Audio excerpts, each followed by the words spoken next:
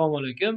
Qadrli do'stlar, sizlar bilan bugun yangi mavzuyimiz, ya'ni Excel faylni printerdan chiqarish mavzusini ko'rib o'tamiz. Bu mavzuning birinchi mavzusi bo'lgan preview, oldindan ko'rish funksiyasi.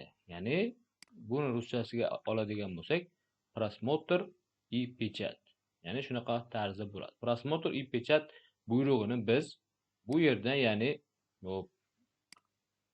bistro доступа joyiga joylashtirishni ko'rgandik. Fayllarda bistro доступа shu yerga joylab qo'yganmiz, ya'ni qanday oldindan pechat qilib ko'rish. Chiqadigan narsani pechat holiga kelish. Bu mavzularimiz hammasi printerdan chiqarish mavzusi bo'ladi. Demak, bosamiz просмотр и печать. Просмотр и печать qiladigan bo'lsak, bizda faqat diagrammamizda hozir ko'rsatyapti. Hop. Biz printerda sozlashimiz kerak. Xo'p. Buni ustiga bosaman, kattalarning ustiga va просмотр и печать. Endi bunaqa holatda oladigan bo'lsam, ham nimamiz, jadvalimiz ham diagrammamizning yarmi chiqyapti. Ya'ni bu birinchi yarmi. Pechat qilganda nimamizni ko'rishimiz mumkin, qog'ozimizni albomning yoki knijniy holatda turibdi. Bularni keyin ham ko'rib o'tamiz. Mana ikkinchi yarmi. Demak, albomni knijniy holatda keltirib qo'yaman. Juda ko'p holatda knijniy orientatsiyada turadi. Ikkinchi qismiga esa to'lig'icha rasm tushyapti. Demak, просмотр и печать bistro доступаdan yoki ushbu joydan printerga berish buyrug'i orqali hop просмотр и печать. Hop. Demak, buni keyin ko'rsatib o'taman. Demak,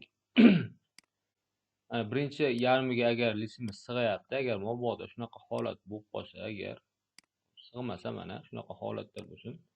Ularni shirchini kichiktirib qo'yamiz. Bu holatda pechatga beradigan bo'lsak, просмотр и печать bosadigan bo'lsak, nima bo'ladi? Mana rasmimizning yarmi, jadvalimiz chiqyapti.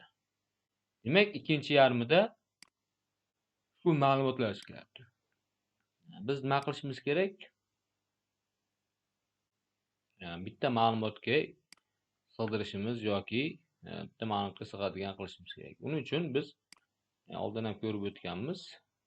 Ikkiga bo'lingan mana chiziqlar bitta listni bildiradi. Mana shu uzuk chiziq bitta listni bildiradi. Ya'ni просмотр и печать bosaman.